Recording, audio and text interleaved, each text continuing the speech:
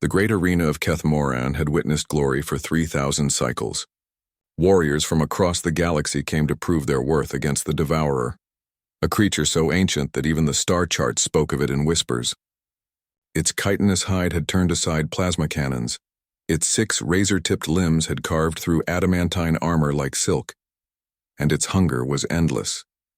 Zephyrian champions had fallen first, their energy shields crackling uselessly as the beast's acidic breath dissolved both barrier and bearer. The proud Valkorian berserkers followed, their legendary battle fury meaning nothing against a predator that had hunted since before their homeworld's sun ignited. Even the cybernetic Nexus warriors, enhanced beyond flesh with quantum processors and titanium bones, had provided nothing more than a satisfying crunch. The arena's crimson sand was stained black with the ichor of 100 fallen champions.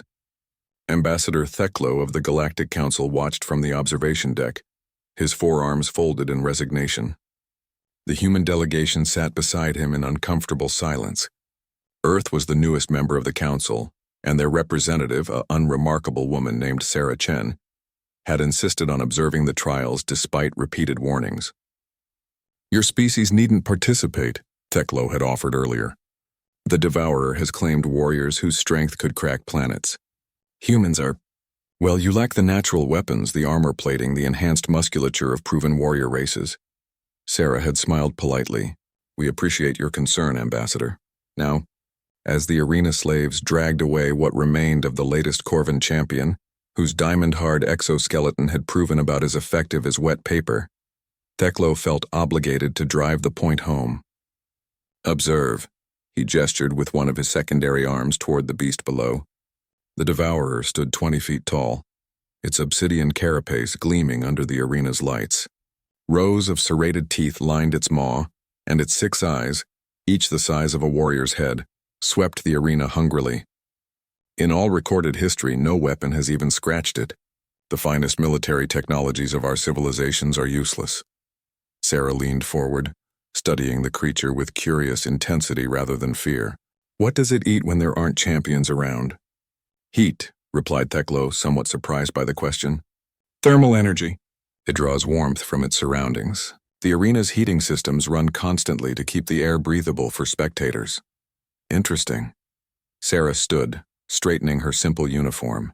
"I'd like to try." The arena fell silent. Even the devourer seemed to pause, its head turning toward the observation deck with predatory interest. "Human, please reconsider." Theklo's voice carried genuine concern. "Your species has just achieved interstellar travel. You have no energy weapons, no genetic modifications, no cybernetic enhancements.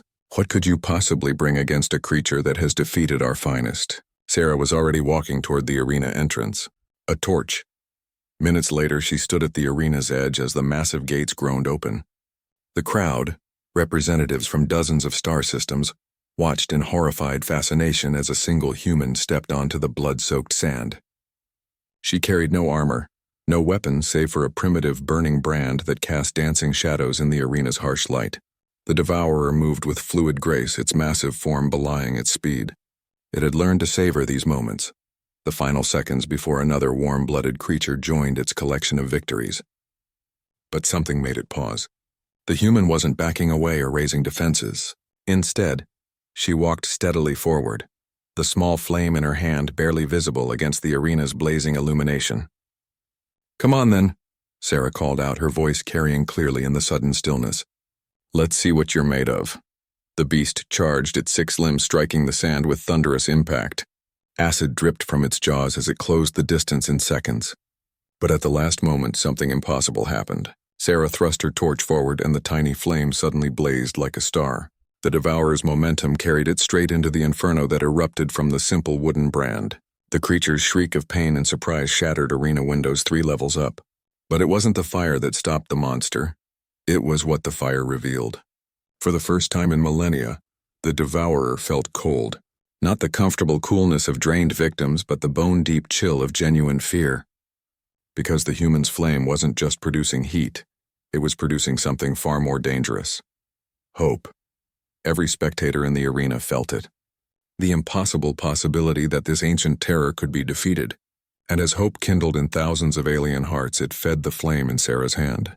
The torch blazed brighter, and the devourer, a creature that fed on warmth, suddenly found itself facing something that generated heat faster than it could consume it. The beast retreated, its 6 eyes wide with confusion. It had faced plasma cannons and fusion bombs, but never something that grew stronger as it tried to drain it. The human's flame was connected to something beyond mere combustion, the collective will of every being who had ever dared to stand against impossible odds. "You see," Sarah said, walking forward as the devourer backed away, "we humans figured out something a long time ago. Fire isn't just about heat, it's about what heat represents. It's the first tool, the first weapon, the first victory of intelligence over raw nature." The torch flared again, and this time the heat was joined by something else. The accumulated dreams and defiance of an entire species that had learned to make light in the darkness, to forge metal in flame, to reach for stars with nothing but determination and burning ambition. The devourer, ancient beyond measure, powerful beyond description, felt something it had never experienced in its eternal existence. It felt outmatched.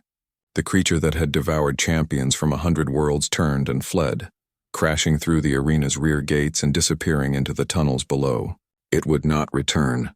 Sarah Chen stood alone in the center of the arena, her simple torch still burning steady and bright. The crowd's silence lasted 3 heartbeats before erupting into cheers that shook the station's hull.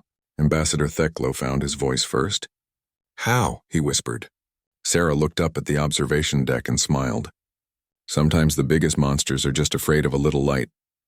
The torch flickered once and went out, but its work was done.